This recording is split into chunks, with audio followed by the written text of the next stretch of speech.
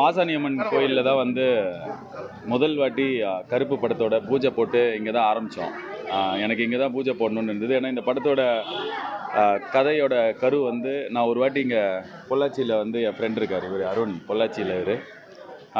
So அவர் பார்க்குறதுக்கு வரும்போது ஏதோ ஒரு ஃபங்க்ஷனுக்கு வரும்போது என்னை இங்கே கூப்பிட்டு வந்தார். அப்போ வந்து சாமிக்கு மாசாணி அம்மனுக்கு மிளகா அரைச்சி வேண்டிக்கிட்டோன்னா தீராத எந்த பகையாக இருந்தாலும் பிரச்சனையாக இருந்தாலும் கேஸாக இருந்தாலும் தீரும் அப்படின்ற நம்பிக்கை இருக்குது அப்படின்னு சொல்லிட்டு நான் முதல் வாட்டி பார்த்தேன். அப்புறம் இந்த படத்தோட கதை நான் யோசிக்க ஆரம்பித்த போது இந்த கதை வந்து சின்னதாகவே ஒரு கோர்ட்டுக்குள்ளேயே நடக்கிற மாதிரி இருக்கும்போது பெருசாகணும் அப்படின்னு யோசிக்கும் போது எனக்கு டக்குன்னு மாசாணி அம்மன் ஞாபகம் வந்தது. ஸோ அப்படி தான் இந்த கதை முதல்ல ஆரம்பிச்சது. ஸோ எனக்கு மனசில் எப்போவுமே வந்து அம்மன் கிட்ட பெர்மிஷன் கேட்டு அதுக்கப்புறம் தான் இந்த படத்தை பண்ணணும் அப்படி தான் இருக்கும். ஸோ அப்போ கருப்பாக இந்த படம் வந்து சூர்யா சார் படம் ஓகே சொல்லி ஒத்துக்கும் போது எனக்கு வந்து அம்மன் முன்னாடி தான் இதை ஆரம்பிக்கணும் அப்படி இருந்தது. இது அவங்க தான் இதை நடத்தி வச்சாங்க. இது கருப்பு படம், ஆனால் எங்கேயோ முதல்ல ஆரம்பிச்சது வந்து இந்த இடத்துல இருந்து அப்படின்றதுனால பூஜை இங்கே போட்டோம். ஸோ எனக்கு வந்து இப்போ படம் வந்து இவ்வளோ பெரிய வெற்றி, தமிழ்நாடு ஃபுல்லாக உலகம் ஃபுல்லாக இவ்வளோ நல்ல கலெக்ஷன் எல்லாம் ஆச்சு. இப்போ ஓடிடியில் அமேசான்லேயும் ரிலீஸ் ஆகிருக்கு. ஸோ அந்த டைமில் வந்து இதோட கம்ப்ளீஷனாக நான் இங்கே வந்து நன்றி சொல்கிறதா இருக்கும் அப்படின்றதுனால தான் இங்கே தேங்க்ஸ் சொல்ல வந்தேன். ஸோ ரொம்ப சந்தோஷமாக குடும்பத்தோடு வந்து மன நிறைவாக ஒரு நன்றி சொல்ல வந்தோம். ஸோ இவ்வளோ ப்ரெஸ்ஸையும் பார்க்குறதுக்கு ரொம்ப ஹாப்பியாக இருக்குது.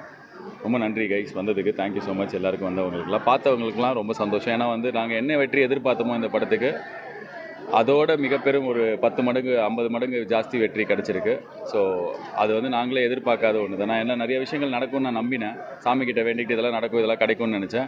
ஆனால் அதெல்லாம் நினச்சதோட ஒரு 100 மடங்கு பெரிய விஷயமா நடந்திருக்கிறது வந்து ரொம்ப சந்தோஷமாக இருக்குது. இப்போ இது வந்து இவ்வளோ தமிழகத்தில் ஒரு 1,75,00,000 பேர் ஓட்டு போட்டிருக்கிறாங்க.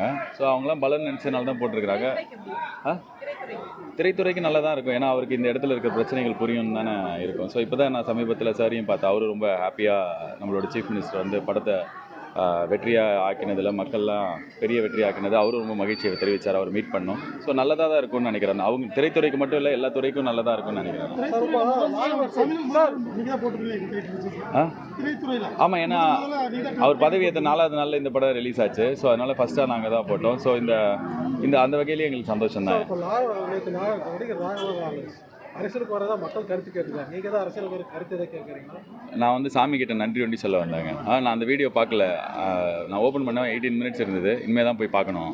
படம் ரிலீஸுக்கு முன்னால் வந்து உங்களுடைய பங்களிப்பு அதில் எதுவுமே இல்லைன்னு திருப்பூர் சுப்பிரமணியம் சார், இப்போது ஒரு 3 வருஷம் இந்த படத்தை நான் எழுதியிருக்கேன்.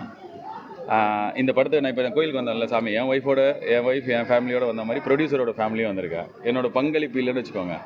என் ப்ரொடியூசர் வந்து இவ்வளோ சந்தோஷமாக அவரோட ஃபேமிலியோட இங்கே கோயிலுக்கு வந்திருக்க மாட்டார். நான்